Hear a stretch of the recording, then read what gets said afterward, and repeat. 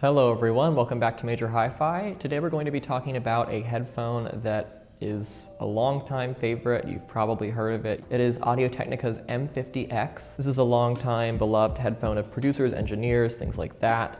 It's been around for a good while and it's very affordable too. The reason I'm talking about it today, even though it's been around for so long, is that there is a new special edition of the M50X. It is the Lantern Glow edition. This version is a metallic orange and it is super cool. And I figured since it was out, I would take it as an opportunity to talk about this classic headphone and kind of recap my own thoughts on it and revisit it and whatnot. And yeah, so let's go on ahead and take this out of the box and start talking about the M50X, why it is so popular, and whether or not you should get one, and also what does this new one look like.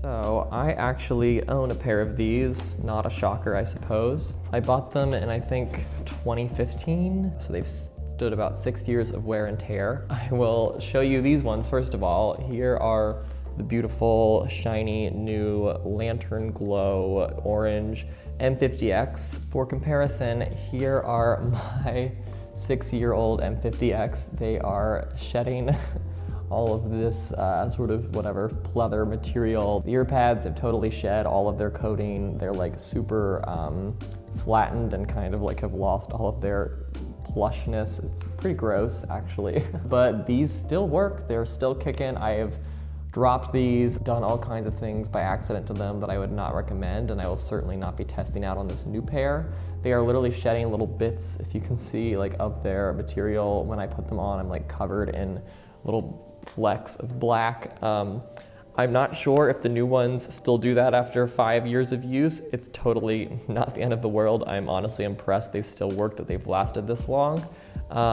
They do need to be replaced. Maybe now that there's a new color, it's time for me to buy a new pair of these. I do still use these to mix on sometimes because I know them very well and I have had them forever. They are quite familiar, though there's actually some sonic differences on the new one, which I will get into, or maybe mine are just old and worn, I'm not sure.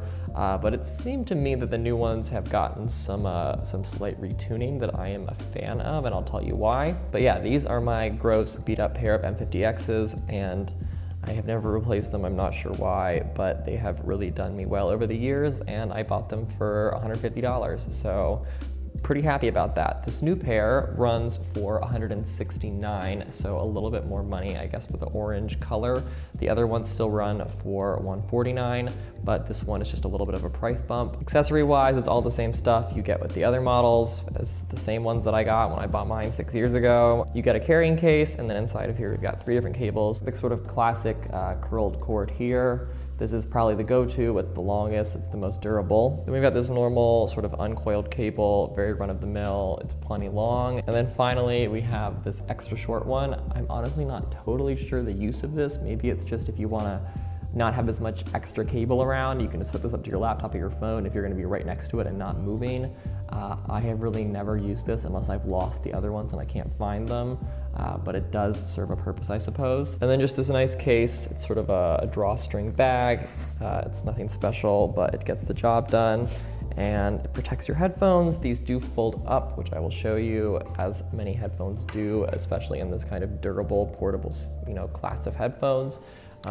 So you just can pop them in like this, nice and small, nice and compact, and you can also expand them quite a bit actually. Not much else in the way of features. These are a closed back dynamic headphone. They are definitely very sort of generic looking in many ways. They just look like a run-of-the-mill headphone, especially probably because you've seen them everywhere so many times. However, I will say the orange definitely gives them a bit more of a standout look. It feels more retro. I feel like if I get these again, I will get the orange color just because, why not? But they're very comfortable. They have a tight fit. I, once again, don't know if my old pair is just super old and beat up. My old pair feels a fair amount looser than these.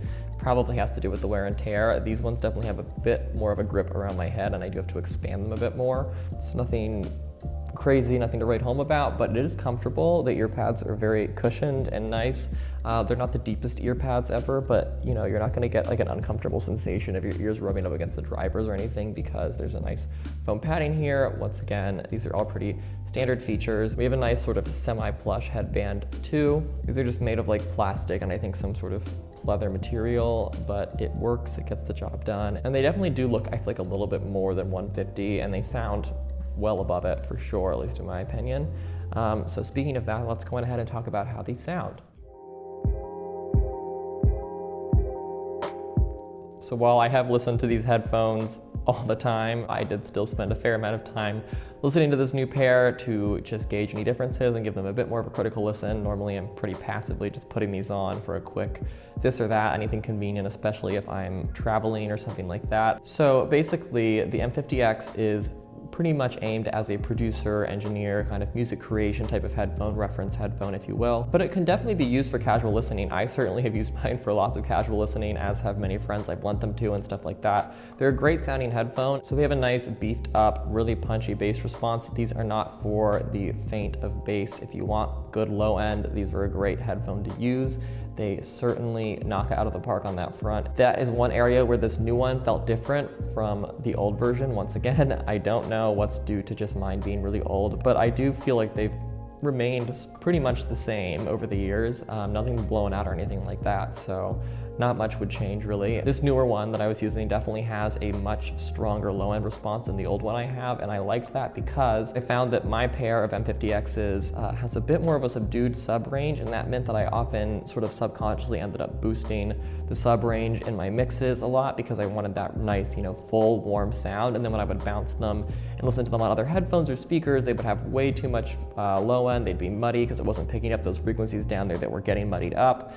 So I had that problem a lot, even to this day sometimes, and these ones definitely played a much more honest low-end response that was much more trustworthy in terms of how it would sound across other headphones and speaker systems. Do not get me wrong, the M50X definitely has quite a number of biases to it. It is not like the most ultra-transparent headphone ever, but it is still fairly transparent, and it's easy to learn what the biases are. They're not super strong, so I still don't think that it's a problem that it's not, you know, perfectly transparent. And once again, we're talking about a lower price here, so I think that the bang for your buck is pretty hard to beat. The mid-range on these is a bit not subdued, it's just more neutral than the older version I have that has a bit more of a pronounced pushed forward mid-range. I found the older one I have tends to make things a bit harsher, which I at times liked because it forced me to kind of cut out a lot of harsh frequencies and basically make mixes that if they sounded smooth on my M50X, they would sound super smooth on any other speaker system. But that also led me to sometimes make kind of thinner, overly cleaned up mixes that lacked some bite to them. I would have to kind of go against my instincts and leave the mix sounding a bit harsh on my M50X because I knew that it would carry over much less so on other systems. And so on these ones, it kind of corrected that problem for me, and I no longer felt like if I was going to mix on them, I would need to be doing things that I thought sounded questionable because they would sound actually good on other systems, which I suppose maybe reference monitors do that to an extent. Or reference headphones is that they give you a kind of disturbingly accurate depiction of your mix. I'm not saying that reference headphones are supposed to make your mix sound good. In fact, many of my mixes did not sound good on these because I mixed them on my old M50X that felt a lot less true to life, I suppose you could say. But this definitely makes things sound more accurate, as in if they sound good on this, they're gonna sound good on other systems. If they sound bad on this, they're gonna sound bad on other systems. There was a lot of songs that sounded bad on my old M50X but sounded great anywhere else, and that is kind of not ideal. In terms of high end, these definitely matched with what I expected. They're a pretty bright headphone, not excessively so. The boost definitely seems to take advantage more of the highest of highs. It's not a huge kind of shelf boost all the way across, but these are definitely not bright, and they do have a bit of snap to them. There will be some listeners who feel these are too bright, unsurprisingly, given the fact that they have a fair amount of shine to them. I think as a producer or engineer, it's important to have a very full high-end response. I think brightness is good in terms of mixing because you want to make sure you're able to hear everything. If there are high frequencies that are clashing, you don't want them to be rolled off by your system or your headphones. So I don't mind mixing on a bright headphone. I think that it gives me a good perspective. And at the end of the day, the kind of standard right now for mixing is to mix pretty bright. So I prefer a headphone that kind of pushes brightness a little bit to keep me from going over the edge.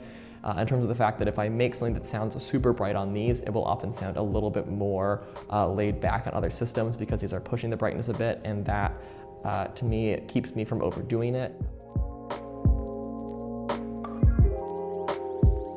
In terms of soundstage, these are a super wide headphone despite being a closed back. Are they abnormally wide? Not really, but I've always felt the soundstage on these was very honest. Once again, great for mixing. If you can get something to sound really wide on these, it's going to carry across to other systems. They do a great job of creating a sort of stereo sensation for low end especially. I would say that they're very separated, they're very defined. I'll reiterate, they're not the widest ever because they're trying to be accurate. You're gonna have to put in some effort on your mixes to make them sound extra wide on these. It's not gonna give it to you by default, but it's a very realistic soundstage, and that's what you want on a reference or mixing or producing headphone. I also have a lot of friends who record vocals with these because they do a good job of separating the sound out. So if you're listening to the instrumental in the background while you're recording over it, it's gonna do a good job of separating your vocal from it automatically without any intense adjustments. Overall, it's just excessively obvious why these are a go-to headphone for music creators and engineers and all those types of jobs, because they are affordable, they are durable, they're super comfortable, and the sound is just accurate and easy to work with. It's not anything that's going to blow your mind maybe, but it is something that's going to get the job done. It's going to get it done consistently, and apparently it will get it done for a very, very long time because who knows, maybe mine could last for 4 more years and I could keep using them. I think these still hold up over the years, despite the fact they've been minimally updated, which is very impressive. I think they will hold up for years to come. There's other models, M30X, M40X. I think I might do a comparison video of all of them, which I'm sure has been done before, but I will do my version. Just because, a refresher on these sort of classic headphones is always good to do over the years to see how they hold up to other headphones. Maybe I'll compare this to other sort of producer-aimed headphones in the same price range. And yeah, so that is my spiel on the classic Audio-Technica M50X. This is the Lantern Glow edition. I'm curious to see anyone else's thoughts on this longtime favorite. Let me know your experiences with the M50X. I'm sure there are some naysayers and some people that love it. I love to hear both sides of the story.